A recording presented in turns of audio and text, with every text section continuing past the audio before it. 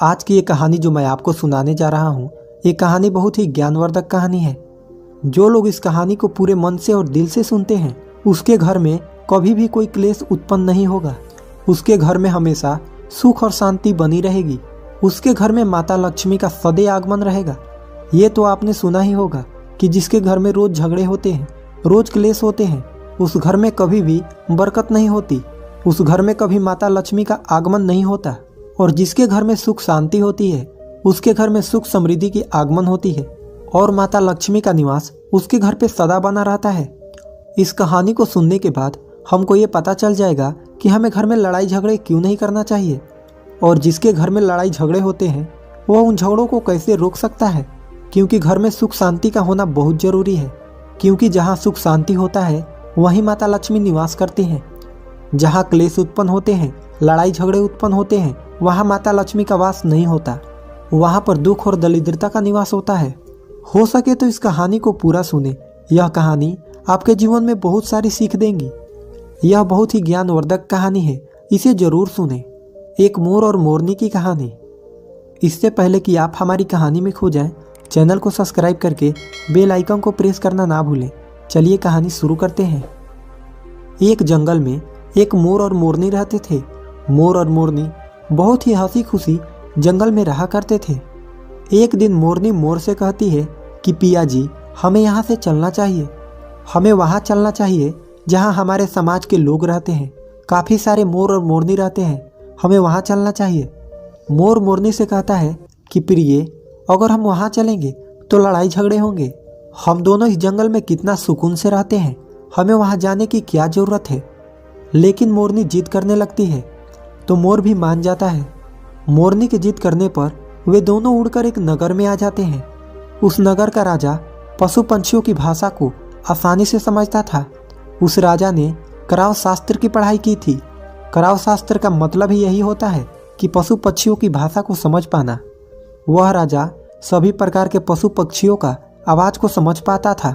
हर जीव जंतु के आवाज़ को वह बखूबी समझता था कि वह क्या कह रहा है। दोनों मोर और मोरनी उसी नगर में आ जाते हैं। एक दिन की बात है, राजा अपनी रानी से कहता है कि हे रानी, मुझे बहुत तगड़ी भूख लगी है, आप मुझे भोजन खिला दीजिए। राजा की रानी 36 प्रकार की भोजन बना करके एक हाथ में पानी का लोटा और दूसरे हाथ में खाना का थाली लेकर राजा के पास पहुंचती है। रानी जैसे ही भोजन का थाली राजा के समक्ष रखती है तो एक चावल का टुकड़ा नीचे गिर जाता है। वहीं पे कुछ चींटियां घूम रही थी तो एक चींटी चावल के टुकड़े लेकर वहां से जाने लगती है। राजा बैठा इन सब घटना को देख रहा था। उस चींटी के पास में तुरंत ही एक बड़ा चींटा आता है और वह चींटा उस चींटी से कहता है कि हे प्रिय, यह चावल का टुकड़ा मुझे दे दीजिए और तुम वापस जाओ, उस राजा के थाली से दूसरा चावल का टुकड़ा लेकर आओ। उनकी बातों को राजा पूरी तरह से सुन रहा था, क्योंकि राजा हर जानवर पशु पक्षियों की भाषा को समझ सकता था। तो राजा वहीं बैठा सुन रहा था कि चींटा चींटी से यह बात कह रहा है। चींटी चींटा से कहती है कि नहीं, मैं नहीं जाऊंगी। अगर ये बात राजा को पता चल जाएगी तो राजा मुझे मार देगा। फिर चींटा चींटी से कहता है कि तुम जाओ, राजा को नहीं पता चलेगा। चींटी फिर जाने की कोशिश तो करती है, लेकिन आधे रास्ते से वापस चली आती है और चींटे से कहती है नहीं, मैं नहीं जाऊंगी। हो सकता है राजा को पता चल जाए और राजा मुझे मार दे। राजा उन दोनों को देख रहा था तो चींटा को इस बात का भान हो जाता है कि राजा हमारी बात को समझ रहा है। चींटा फिर चींटी से कहता है कि देखो, लगता है राजा हमारी बात को समझ रहा है।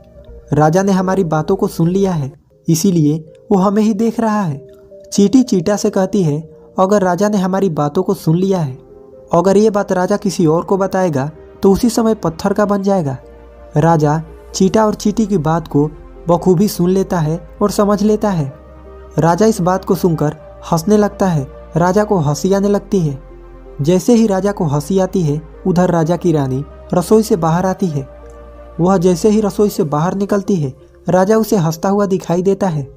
रानी राजा को हंसते हुए देखकर सोचने लगती है कि शायद मुझसे कोई गलती हुई है, इसीलिए राजा साहब हंस रहे हैं। रानी राजा के पास आती है और कहती है कि हे महाराज, क्या मुझसे कोई पाप हुआ है? क्या मुझसे कोई गलती हुई है कि आप इतने जोरों से हंस रहे हैं? राजा रानी से कहता है कि नहीं नहीं, ऐसी कोई बात नहीं है, मुझे बस यूं ही हंसी आ गई। रानी जिद करने लगती है और कहती है, आपको मुझे बताना पड़ेगा कि आप क्यों हंस रहे थे। राजा बार बार मना करता है क्योंकि राजा को पता था, क्योंकि चींटी ने कहा है कि अगर मैं चींटी वाला बात किसी को बताऊंगा तो मैं पत्थर का बन जाऊंगा। इसीलिए राजा रानी को ये बात नहीं बताना चाहता था। लेकिन रानी बार बार जिद करती है और कहती है कि आपको मुझे बताना ही पड़ेगा कि आप क्यों हंस रहे थे। अगर आप मुझसे सच्चा प्रेम करते हैं, अगर आप मुझे अपना रानी समझते हैं, तो आपको ये बताना पड़ेगा कि आप क्यों हंस रहे थे। अब राजा बड़ा ही धर्म संकट में पड़ जाता है। राजा सोचता है, अगर मैं ये बात रानी को बताऊंगा तो मैं पत्थर का बन जाऊंगा, और फिर सोचता है अगर मैं नहीं बताऊंगा तो रानी का विश्वास खत्म हो जाएगा। रानी बहुत जिद करने लगती है। कहते हैं ना कि तिरिया हट और बाल हट बहुत तगड़ी होती है, इन दोनों हट से हमेशा बच के रहना चाहिए। रानी के तिरिया हट के सामने राजा को झुकना पड़ता है और राजा रानी से कहता है कि ठीक है, अगर ये बात मैं आपको बताऊंगा तो बाद में आपको पछताना पड़ेगा। रानी कहती है कि अभी तो आप कह रहे थे कि कोई बात नहीं है, अभी आप कह रहे हैं कि मुझे पछताना पड़ेगा। रानी कहती है कि जरूर कोई तगड़ी बात है, और रानी और ज़्यादा जिद करने लगती है। तब राजा कहता है, ठीक है, अगर आप नहीं मान रही हैं तो चलिए मैं किसी जंगल में आपको ये बात बताऊंगा। राजा रानी रथ पे सवार होकर के जंगल के लिए निकल जाते हैं। जैसे ही वो घंघोर जंगल में पहुंच जाते हैं, तब राजा सारी बात रानी को सुनाने लगता है।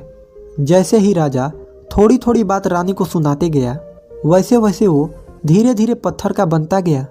जैसे राजा आधी बात रानी को सुनाई, वो आधा पत्थर का हो गया। राजा फिर रानी से कहता है, हे रानी, मैं धीरे धीरे पत्थर का बनता जा रहा हूँ, तुम बाद में बहुत पछताओगी।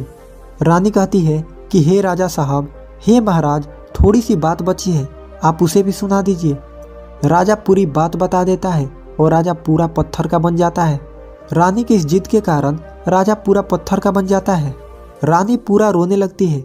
रानी उस पत्थर को हिलाने की कोशिश करती है, लेकिन भारी भरकम पत्थर कैसे हिला पाती, क्योंकि राजा बहुत ही भारी था।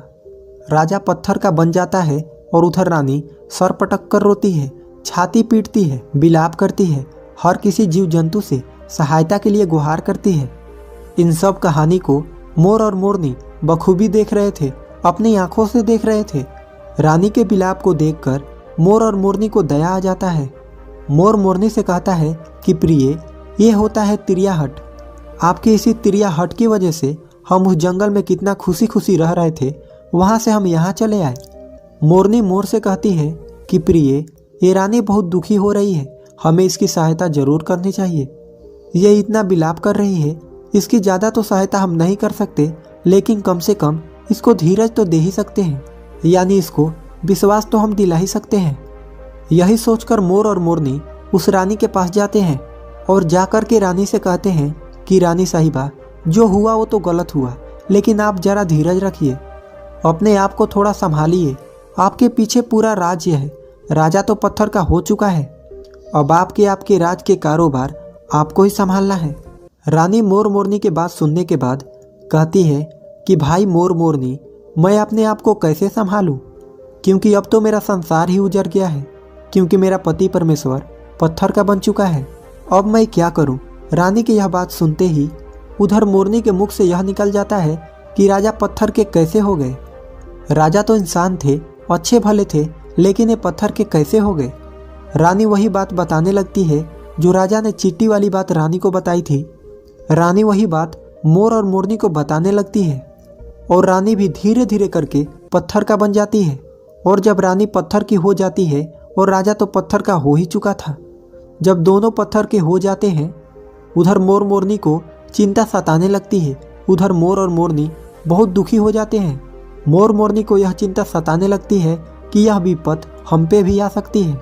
मोर मोरनी को यह बात सताने लगती है कि यह विपत हम पे भी आ सकती है, क्योंकि राजा भी उसी चींटी वाले बात से पत्थर का हो चुका है और रानी भी उसी चींटी वाले बात से पत्थर का हो चुकी है। मोर मोरनी से कहता है कि हम पर भी ये खतरा मंडरा रहा है, क्योंकि तुम स्त्रियों से कोई भी बात छिपती नहीं है। मोरनी मोर से कहती है कि पिया जी, यहाँ से हम दूर चलें क्या। मोर मोरनी से कहता है कि हे बेवकूफ़, दूर जाने से क्या फ़ायदा है, यह संकट तो धरती के किसी भी कोने में हमारा पीछा नहीं छोड़ेगा, ये खतरा तो हमेशा हमारे ऊपर मंडराते रहेगा। अगर जाने अनजाने में भी हमारे मुख से यह निकल गई तो हम भी पत्थर का बन जाएंगे। इसी बात को लेकर मोर और मोरनी बहुत दुखी हो जाते हैं, बहुत चिंतित हो जाते हैं। रात दिन उनको यह दुख खाया जाता। यह सोचकर वह ना भोजन करते और ना चैन से सोते। बस रात दिन उनको यही दुख सताती, यही टेंशन रहता कि कहीं यह बात हमारे मुख से निकल ना जाए। यदि हमारे मुख से यह बात भूल कर भी निकल गई तो हम दोनों पति पत्नी पत्थर का बन जाएंगे। यही सोचकर मोर ने दिमाग लगाया कि यदि मैं सारे चींटियों को ख़त्म कर दूं तो ये सब खत्म हो सकता है, क्योंकि सारा काराधारा तो चींटियों का है। मोर मोरनी से कहता है कि प्रिय, अगर हम सृष्टि से सभी चींटियों को खत्म कर दें तो ये संकट भी समाप्त हो जाएगा। मोर मोरनी इस बात से राजी हो जाते हैं और सभी चींटियों को मारकर खाना शुरू कर देते हैं। मोर और मोरनी का इतना आतंक हो गया था कि सभी चींटियां डर के मारे और बिल खोद के धरती के अंदर जाके छिप गई। मोर और मोरनी ऐसी निगरानी रखते कि उन्हें जहां भी चींटी दिखती तुरंत दबोच लेते। कोई भी चींटी मोर और मोरनी के इस आतंक की वजह से बाहर ही नहीं आते थे। सभी चींटियों ने जमीन के अंदर अपना बिल बनाना शुरू कर दिया और जमीन के अंदर ही जाकर बैठ जाती। काफी समय बीतने के बाद चींटियों को भूख सताने लगी, क्योंकि भोजन तो बिल में मिलता नहीं, भोजन तो बाहर मिलता है। अब जैसे भोजन लेने के लिए चींटी बाहर आती, मोर उसे दबोच लेता और उसे जान से मार देता। एक चींटी और एक चींटा बिल के अंदर भोजन के मारे तड़पते हुए श्री हरि विष्णु का जोरदार भजन करने लगे। भक्ति करते करते उन्हें यह भी मालूम नहीं था कि वह कहाँ है कहाँ नहीं है। वह घंघोर तपस्या में लीन हो गए। अंत में जाकर श्री हरि विष्णु उन्हें दर्शन देते हैं और भगवान विष्णु कहते हैं कि चींटी चींटा, जो तुम्हें मांगना है मांग सकते हो, हम तुम्हारे भक्ति से प्रसन्न हैं। क्योंकि चींटा और चींटी ने निरंधार भक्ति की थी, न ही कोई जल ग्रहण किया और न ही कोई अन्न। इसीलिए भगवान विष्णु बहुत जल्दी प्रसन्न हो गए और आकर कहने लगे कि हे चींटा चींटी, जो तुम्हें मांगना है मांग सकते हो, हम तुम्हारे भक्ति से बहुत प्रसन्न हैं। उधर चींटा और चींटी न जाने कितने दिनों से भूखे और प्यासे थे। दोनों एक ही बात कहते हैं कि हे प्रभु, अगर आप हमें वर देना चाहते हैं तो हमारे पेट में गांठ लगा दीजिए। उन्होंने सोचा, अगर हमारा पेट ही नहीं होगा तो हम बाहर क्यों जाएंगे और मोर मोरनी हमें नहीं खाएंगे। इसीलिए उन्होंने मांगा कि हे प्रभु, हमारे पेट में गांठ लगा दीजिए। भगवान विष्णु कहते हैं तथास्तु, और चींटियों के पेट में गांठ लग जाती है। आज भी उन चींटियों के पेट में गांठ लगी हुई है। चींटियों का पेट नहीं होता। फिर चींटा और चींटी भगवान विष्णु से कहते हैं कि हे प्रभु, हमारे पेट में तो गांठ लग गई है, लेकिन अभी भी हमें मोर और मोरनी से खतरा है। मोर और मोरनी हमारे इंतजार में अभी भी ऊपर जमीन पर बैठे हैं और वे लोग हमें जैसे ही देखेंगे हमें मार देंगे। भगवान विष्णु चींटा और चींटी मोर के समक्ष आते हैं। भगवान विष्णु मोर से कहते हैं कि हे मोर, तुम चींटियों का शिकार करना बंद करो। इसमें चींटियों का कोई दोष नहीं है। जो दोषी था वो राजा था, क्योंकि राजा ने गौरव शास्त्र की पढ़ाई की थी। इसीलिए वो सभी जीव जंतुओं का भाषा को समझने में सक्षम था। उसके साथ साथ वह जिन भाषा को समझता था उनका रूप बदलने में भी वह सक्षम था। उन पशु पक्षियों का वह रूप भी धारण किया करता था, और जब वह राजा रूप धारण करता था तो उन पशु पक्षियों के साथ संभोग भी किया करता था। और जब वह पशु पक्षी गर्भ धारण करते थे तो उन्हें छोड़ करके यह इंसान बन जाता था, और फिर ऐसी पशु पक्षियों पर वह जोड़कर हंसता था। इसकी इसी मूर्खता के कारण ही आज ये राजा पत्थर का बना पड़ा है। मोर कहता है कि हे प्रभु, उनके पत्नी का, उनके रानी का क्या दोष है। श्री हरि विष्णु कहते हैं कि उनके पत्नी भी उनके इस पाप में भागी है, क्योंकि उनकी पत्नी अगर उनको रोकती तो वह इतना बड़ा पाप नहीं करता। इसीलिए उनकी रानी भी इस पाप के भागीदारी है। इसीलिए आज वो भी पत्थर का बन चुकी है। श्री हरि के समझाने के बाद, श्री हरि के कहने के बाद मोर उनसे कहता है कि हे प्रभु, अगर इस बात को हम किसी और से कहें जो कि रानी ने मुझे सुनाई है, तो क्या हम पत्थर का बन जाएंगे। श्री हरि विष्णु कहते हैं कि तुम्हारा यह श्राप समाप्त हो चुका है।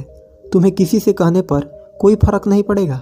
आप किसी से भी कह सकते हैं, तुम्हारे ऊपर से एक खतरा टल चुका है। मोर और मोरनी बड़ी प्रसन्न हो जाते हैं। उनका खुशी का कोई ठिकाना नहीं था। श्री हरि विष्णु अंतर ध्यान हो जाते हैं, वह चले जाते हैं, और इधर मोर मोरनी का खुशी का कोई ठिकाना नहीं था।